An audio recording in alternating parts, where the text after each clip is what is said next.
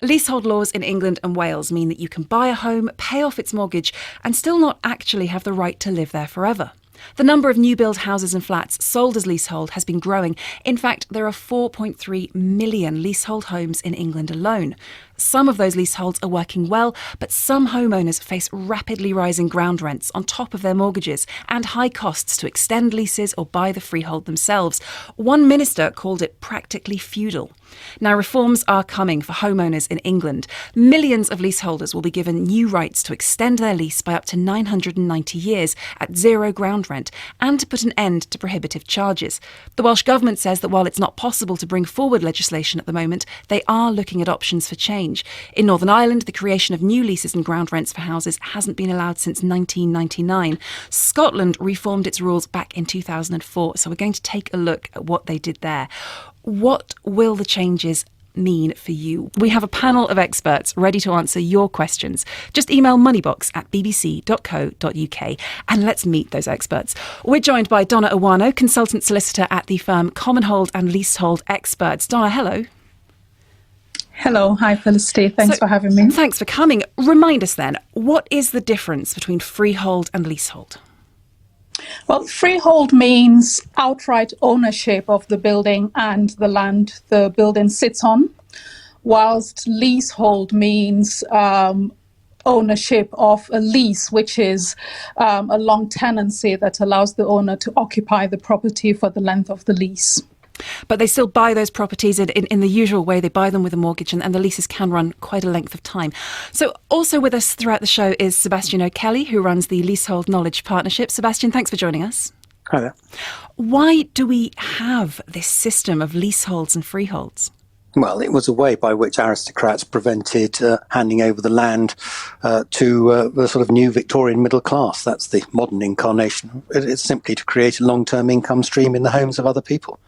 So when the minister calls it practically feudal, you'd agree? Oh, yes. And we're also joined by Alan Cook, partner at the law firm Pinsent Masons in Glasgow. Alan, we mentioned Scotland's already reformed leaseholds. Tell us briefly what happened there. Well, interesting that Sebastian mentioned the sort of feudal aspect, because in Scotland we used to have a feudal system of land ownership, and over the last number of decades that system was dismantled. One of the things which happened with leaseholds was that in 1974, for residential leases, the length of a lease was capped at 20 years. And one of the reasons for that was to avoid a sort of feudal style system being replicated into the lease structures in the residential market. So it means that leases are not a feature of home ownership in Scotland. And there had been a selection of very historic long lease interests in Scotland, which had continued to exist. And those were finally abolished in 2012 and converted into ownership interests. Well, we're going to see what lessons we can learn from Scotland as we go through the show. Let's take a couple of calls on this topic. First of all, we've got Shirley. Shirley, hello. You have 2 leasehold flats, don't you? Yes, I have 2 leasehold properties in Manchester, which I've had for over 12 years. There's 70 years remaining on each lease, and I currently pay £200 ground rent per annum per property. Mm-hmm. So my question to the panel is, what will the proposed leasehold reform look like, and how could this impact on me as an existing leaseholder, both financially and legally? OK, well, we're also joined by David. David, you also have a leasehold home. What's your question? Well, it's sort of 2 questions in one, really. One's quite technical, and that was this online calculator that's been announced. On what will that be based? Is it a mathematical model, or is it prescribed discount rates? And quite simply, when is this going to happen so we can actually extend the lease? Because you've got 40 years left on your lease, is that right? Roughly 40. 43 when the announcements were first made. Okay. And it's ticking away. Some important questions to get started with then. Sebastian, Shirley wants to know the basics. What's going to change and what will it mean for her 2 properties? Well, there are going to be 2 pieces of legislation. The first one's going to come in the next 14 months, and that's going to be a ban on future ground rents on new properties. Now, that's not going to help any leaseholder directly now. Indirectly, it will be completely transformative. It means the leasehold system in England and Wales doesn't have a future. It will end. Then in the session 2022-23, you'll have the Leasehold Reform Bill, which will be the substantive reform of the leasehold system, which will include the Law Commission reports. And it's very arguable how you should act now with a short-term lease. In the case of Shirley, her lease is 70 years, so it will be another 3 years before these laws come into being. My inclination is, if you've got a short lease, sort it out now. It's evaporating in value. Why wait? The Law Commission did talk about hope value as well, so as a sort of alternative to marriage value. So there's quite a complicated calculation. It's not necessarily going to be significantly cheaper after these reforms for lease extensions for short leases.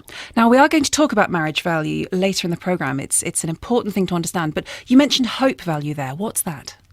Well, it's simply an alternative word for marriage value, really. It's simply that the increase of value of a lease as it runs out and returns to the ownership of the freeholder. So the shorter that is left, the shorter amount of time is left on the lease, the more it'll cost to potentially change it. OK. Dona, we know that David's going to have to wait a short while before these reforms actually happen. And Sebastian was talking there about sort of 2023, 2024. Is there anything that he can do in the meantime, or should he just sit tight and wait? Well, I think it's prudent to get valuation advice from a surveyor because, as Sebastian said, if you've got a short lease, it might make commercial sense to extend it now rather than wait. Because there are a lot of unknowns. There's a potential risk, that the government proposals might be challenged, and that might further delay, when they actually kick into force. So to make an informed decision, I would suggest speaking to a valuer who specializes in lease extensions and freehold purchases to do the number crunching, and then you can make an informed decision on whether you can afford to wait or whether it's prudent to just proceed. And there's no guarantee that the changes might make the premium cheaper for everybody. So that's another consideration, because if the rates are set, at a certain level, it might, in a way, still make it slightly expensive. So I would suggest getting valuation advice. Donna, can you spell out for us what is actually going to change? What's in these proposed reforms? Well, so from the government announcement, the government has only made an announcement covering just part of the Law Commission's consultation, because the enfranchisement consultation covered not just the valuation, but the entire enfranchisement process, including the legal process, serving the notice, going through the tribunal, paying the landlord's costs and all of that. So there'll be another report or another announcement from the government covering the rest of the process. But in terms of the announcement made on the 7th of January, what the government has announced is giving leaseholders the right to have a lease extension of an additional 990 years at a peppercorn rent. So currently, leaseholders can get a lease extension of 90 years at a peppercorn rent. Mm-hmm. And there's a proposal to introduce an online calculator, which we've touched on, which is then to just, increase transparency and make the process cheaper in terms of professional costs, and then abolishing the marriage value, which I believe we'll touch on, and then prescribing the rates used in the calculation. We are going to talk about marriage value. It's a lot less romantic than it sounds. Sebastian, we've been talking there about the calculator. We've mentioned it a couple of times. David wants to know when that might be available, this calculator the government has promised online to help him work out the costs. Do we know? No, we have no idea. There's simply been one press release from the government on this entire proposal, and that's it. You then got to fall back on the Law Commission reports, which came up with options of how to reform leasehold. But let's look at it. If ground rents are ended, you can assume that the leasehold reform bill that will be very consumer friendly. So I'd be optimistic. And what might that calculator, what might be in that calculator? What's it going to be assessing? Well, it will. At the moment, it's a kind of bartering process, a bit like Monty Python. You've got to barter to work out the cost of a lease extension, and all the advantage really is in the hands of the professionals who've rigged this game. And it would be far better if government simply prescribed what the cost was going to be for extending the lease and cut all the arguments and cut the litigation and court costs as a result. Alan, we've got lots of questions, and there's obviously still some uncertainty over how this is going to play out in England. How did the transition go in Scotland, and can we learn any lessons from that in England? The way that it works in Scotland was a little bit different because Scottish property law works differently from English property law.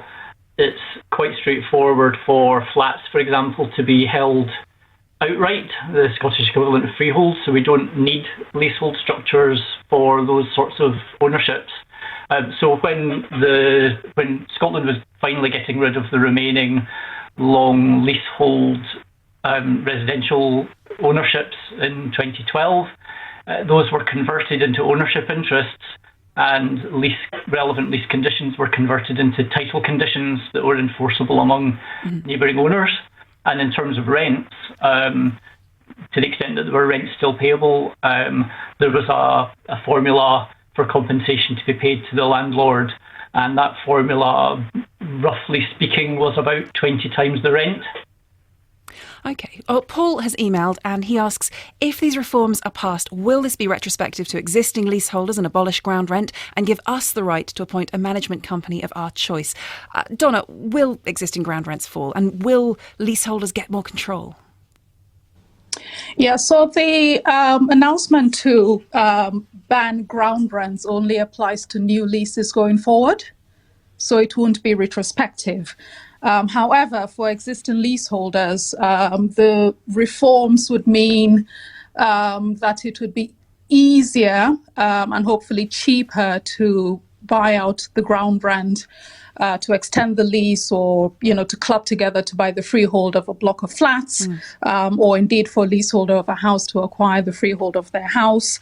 And equally, the Law Commission has also submitted 2 reports. One is on the right to manage, which is a legal right leaseholders in blocks of flats have to club together just to take over the management of their building. So proposals have been submitted to make the process simpler. So there will be options to gain control of the management of the building. So lots of change potentially coming. Thank you. David and Shirley, thank you very much for kicking off the discussion. And keep listening, because we have had another email from a listener about marriage values. And before we get to that, Donna, this is a time, it has nothing to do with marriage. Can you tell us what marriage value means?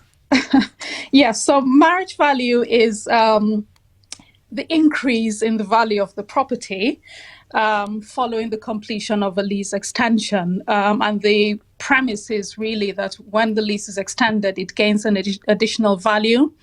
And to put it simply, I'll use an analogy using a pair of Chinese vases. So the idea is if both Chinese vases are owned in single ownership, then they're worth more than if they were owned separately by different individuals. So the additional value gained by the fact that the pair are owned by the same person is sort of like the equivalent of a marriage value. OK, so that means that if somebody is negotiating a longer leasehold, there is a marriage value added to their property and they have to pay that? Well, they pay only 50% of the marriage value because it's taken that in a negotiation, parties would agree to split that additional profit, so to say. And so when the amount of marriage value is worked out, only half of the amount is paid to the freeholder. The leaseholder retains the other half of that value. But then what the announcement means is there would no longer be a requirement to pay half of that additional value to the freeholder. Okay. The leaseholder would retain all of the enhanced value gained by extending the lease or buying the freehold. So it's a benefit for leaseholders. Because these can be very, very potentially high charges. We had a listener email to say, our lease has 52 years remaining and we have spent the last 14 months negotiating a statutory extension, 90 years with 0 ground rent. We have spent £5,000 on fees. We are about to pay our freeholder £60,000, of which £32,000 is marriage value. Should we extend now or wait for the government to abolish abolish marriage value. We're not moving house. Sebastian, that is a very expensive process at the moment, isn't it? Will this change in the reforms? Well, the government has said it would, so we must be hopeful and optimistic. But it's still you're in a parlous position if your lease is short, so you do need to sort it out. Should people like that listener pause their extension and wait for these reforms to come in? No, because they must seek advice, as Donna has said. But the contrary argument is that it's evaporating in value, and they do need to sort it out sooner rather than later. And also, you're trusting to this legislation actually coming through and being usable in the next 3 years. This is very true. These are all proposals at the moment. We're joined on the line by Donna. Donna, hello.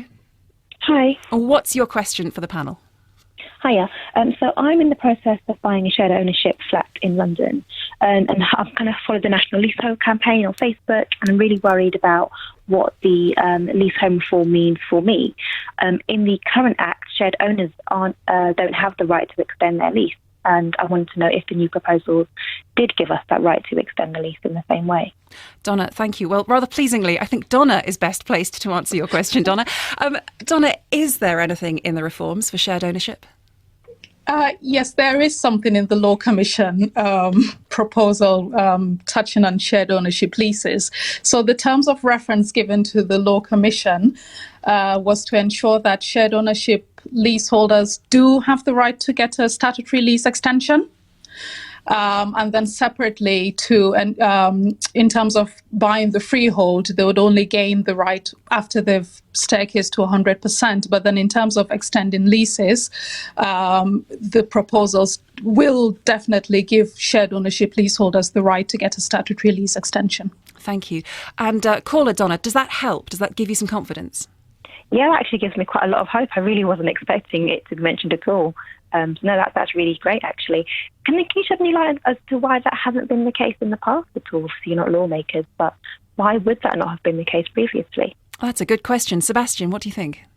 Well, I mean, it's an open question whether you should be extending a shared ownership lease anyway until you own 100% of it. But one thing I would say is keep an eye on the Mayor of London. He's going to make an announcement tomorrow about shared ownership, which I think will be very welcome to you.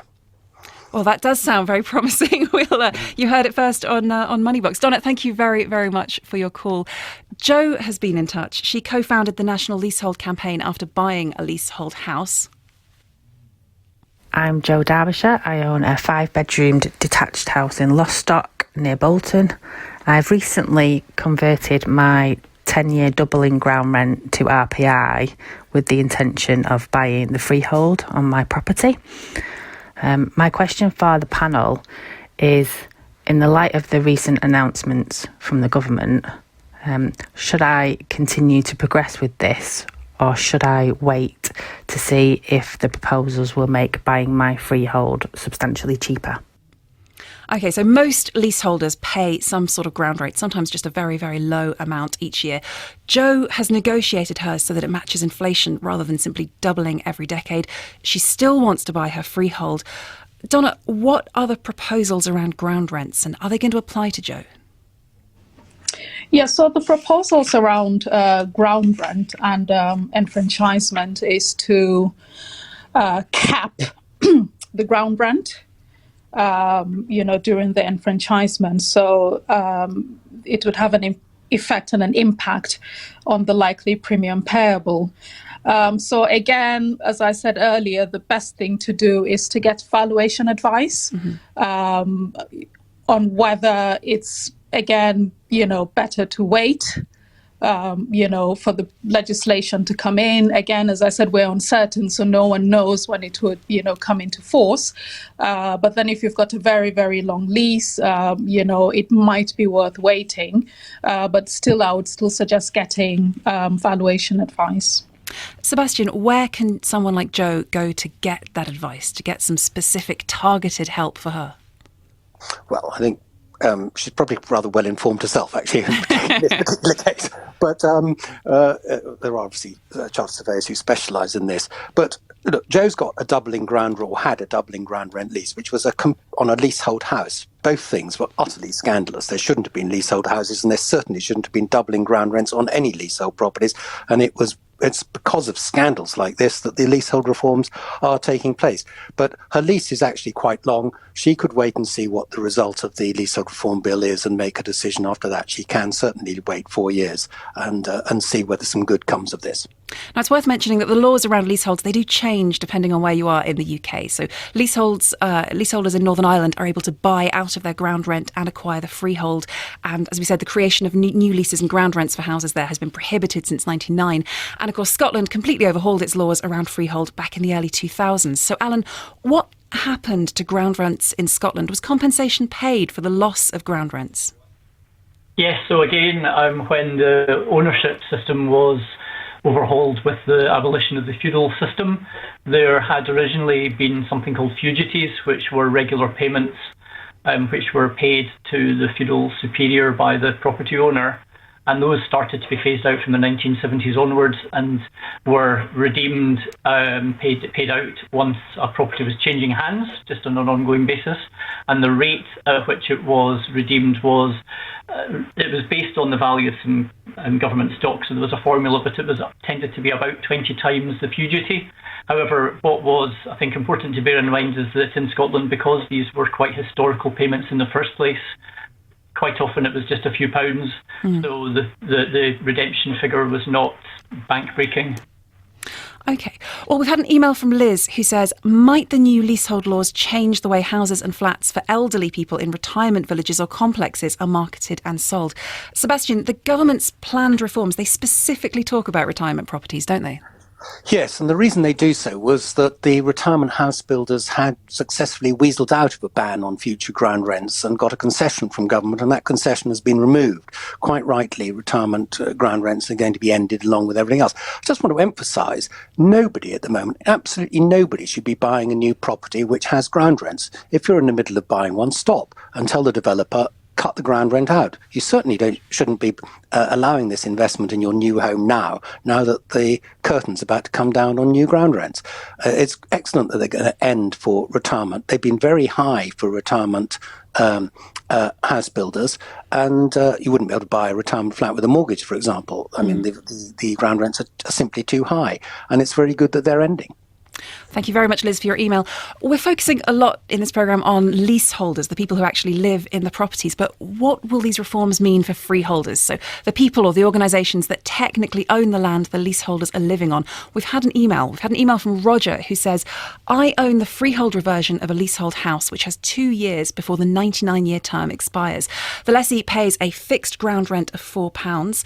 At present, my investment is worth a considerable sum. Please explain how my investment would be affected by these proposed provisions. I cannot believe that it is envisaged that the lessee will be entitled to apply for a new 990-year term at zero ground rent without my having any compensatory payment. Donna, I think I want to understand Roger's situation a bit better. Under the current rules, so if without these reforms coming in, is he simply going to own that property in 2 years' time? Yeah, so if the lease runs out without the leaseholder either extending the lease or buying the freehold, then there are two possibilities. The first option is that the leaseholder could remain in the property as a tenant and they just pay the modern rent to Roger, who becomes a landlord, so to say. Alternatively, if Roger wants the property back, there's a process and, forms he would need to fill, and he can get a court order to then take possession of the property back. And then just to say on the compensation, there is compensation payable currently, and even when the reforms come into force, there would still be compensation paid to freeholders. So it's not about, taking away the compensation, but then it's looking at whether the price payable can be reduced to make it fairer for leaseholders. But there's a very fine balance there because, there's an issue under the human rights, and it's Article 1, Protocol 1 of the European Convention on Human Rights, which protects, the right to possession, ownership of possessions, and property is a possession. Okay. And so if the government is interfering in the investments of freeholders, which would affect them financially, then the government has to make sure that freeholders are adequately compensated. And so the fine balance is making sure leaseholders can acquire their freehold or extend their leases at a cheaper price, but at the same time making sure freeholders are adequately compensated. Thank you. So, Alan, that's England. Scotland's been through this. Was there much unhappiness from freeholders? I would say less so, because the Scottish freeholder interests tended to be more historic. The rents that were being collected were being compensated on the basis that I talked about, so they got compensation to recognise the loss of the rental income. And in respect of the other controls that they had, it could have been things like the ability to control alterations to the premises or the like, and actually that was quite difficult to justify in modern times. So there was no value particularly attached to that in terms of compensating them for the loss of those controls. So it wasn't particularly problematic for landowners, I would say. Sebastian, in a word, who typically are the owners? Are they people? Are they individuals? They're right now they're private equity punters, often based offshore, who go to considerable trouble to ensure that their identities are kept secret. Used to be pension funds that invested in ground rents. It's now people hitching a ride on the UK property market, which has been such a outstanding performer. One alternative to leasehold for flats is Commonhold, which has been around since 2002, and despite the name, is not actually very common at all. Dona, explain this to us. What is Commonhold? Well, Commonhold means an outright ownership of property. So it's akin to freehold ownership. So if a person buys, say, a flat, they would own the flat outright. So there would be no lease on the flat. You own it forever, I suppose, until you sell it. And the lease or the owners of the building will all become members of a company who owns the common parts. And so the concept is one of communal living, and then, all of the units called Commonhold units, contribute and maintain the common parts themselves. So joint freeholders, in effect. Well, Mike has emailed and he says Commonhold is very common abroad. He's wondering, are there proposals to allow conversion to Commonhold for existing flats? Sebastian, what do we know? Well, there's an entire Law Commission report on Commonhold and the conversion of leasehold buildings into Commonhold structures. It hasn't. That's actually been on. You've been able to do this since 2002 in the Commonhold and Leasehold Reform Act, but it's been very cumbersome to do and actually rather disadvantageous to do. So it's not something we've ever recommended under the present circumstances. But once flats are built in number as Commonhold, then you will see existing blocks of flats wanting to have this form of tenure because it will be more attractive. This is what happened in Australia when it introduced strata title in the early 1960s. Increasingly, the leasehold properties were seen as less desirable than the Commonhold ones, and they transformed themselves into Commonhold legal structure. And now, a leasehold flat in Australia is sold at markedly less than a strata title Commonhold one is. So the conversion has happened in another jurisdiction, but it can be done now, but it's not a very good idea to do it until these reforms are made. Well, one of the proposals for these reforms is that the government should establish a Commonhold council to help homeowners understand the option better. Alan, if you buy a flat in Scotland, do you automatically become a freeholder?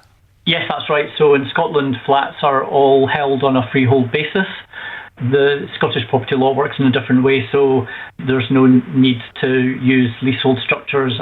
In fact, long leases of Scottish flats are not permitted anyway. There is a system for decision-making as well to allow common parts of the structure and common corridors and the like to be managed and repaired and for people to pay their share of the cost of those. How easy is it in practice, though, to get all the freeholders, all the owners in a block of flats to agree on any communal work that's needed? Well, very often there's a regime that's set out in the title deeds themselves that tells you what the decision-making process will be. But a few years ago, any sort of gaps and wrinkles in the position on that was filled in with a new bit of legislation that brought in a default position which allows for majority decision-making. And that means that if there's some work needed to a common part of a building, then as long as the majority of the owners are agreeable to that, then it can proceed. And it also allows then for the sharing of the costs of that. What if there's one person in a block of flats who can't or won't stump up the cash for the work that's needed? Yeah, well, that's going to be a difficulty in any system where step one is to get the decision made to allow the work to be done without anybody being able to object to it being done. But step two is ensuring that everybody is able to pay for it, and that's a whole layer of other issue. Is if somebody just simply doesn't have the money to pay for an expensive repair, then the work could only really proceed unless everybody else was prepared to sort of make up the difference. Is there a risk then that in that sort of common system where everyone's mucking in, important repairs might be delayed because you have to go through a process of trying to get everyone to come up with the cash? It is possible, I think by the nature of having common ownership and common interests in these parts of the building. The fair position is for everybody to pay their share, and if somebody's holding out but can pay, then there are processes to recover the money from them if you really have to sort of take it to the full degree.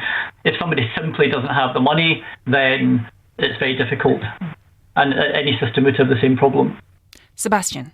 Well, yes, I was going to say that as a common holder, I've been in precisely that position where we've had to do a major works thing, and there was a widow on the third floor who couldn't afford to pay her share, and we had to create a sort of loan structure for her to do so. But this is infinitely preferable to having a third-party landlord who's seeking to monetize a block of flats, who will use lawyers and know that he will get his legal costs paid back under the lease. I mean, I can give you an example of a service charge dispute over £6,000 where the freeholder spent £114,000 on legal costs to get that £6,000. These are the kinds of games that are routine in leasehold in London. And the only reason that sort of titanic amount of money was spent was because he knew he'd get the money back under the lease. And you have that Commonhold ownership in a different country, don't you? Is it a lot more common in other countries? It's the only countries that have leasehold to any significant degree are England and Wales. The rest of the world, even jurisdictions which have English law, do not have it. Australia, New Zealand, South Africa, all have abandoned it. Singapore have abandoned this form. It is simply a means of selling an investment asset along with homes, and it has been systematically exploited, frequently reformed inadequately. Now let's hope we get it right. And it's brilliant that by ending ground rents first of all, we end all arguments, because once that simple law is done, there's really no legitimate money in leasehold at all. That's all we've got time for in this podcast of Moneybox Live. Thanks to everyone who got in touch, and thanks to our panellists, Dona Awano from Commonhold and Leasehold Experts, Sebastian O'Kelly from Leasehold Knowledge Partnership, and Alan Cook, a partner at the law firm Pinsent Masons. If there's a money topic or an issue you'd like us to take a look at, then email moneybox@bbc.co.uk, or you can tweet us using @moneybox. We really do read every message. Moneybox Live is back next Wednesday.